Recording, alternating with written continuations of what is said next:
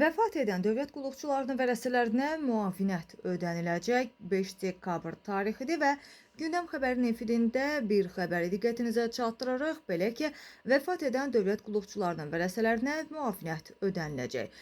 Gündəm xəbər Müsavat.com-a istinadən məlumat verir ki, bu Milli Məclisin hüquq siyasəti və dövlət quruculuğu, eləcə də mədəniyyət və komitələrinin bugün birgə keçirilən iclasında müzakirəyə çıxarılan dövlət qulluğu haqqında qanuna təklif edilən dəyişiklik zamanı öz əksini tapıb. Qanuna əsasən dövlət qulluqçusu vəfat etdikdə, habelə məhkəmə tərəfindən xəbərsiz itkin düşmüş hesab edildikdə və ya ölmüş elan edildikdə dövlət qulluğuna xitam verilə bilər. Bu əsasla dövlət qulluğuna xitam verildikdə dövlət qulluqçusunun vərəsələrinə orta aylıq dövlət məvacibinin 4 misli miqdarında müavinət ödənilmiş olacaq.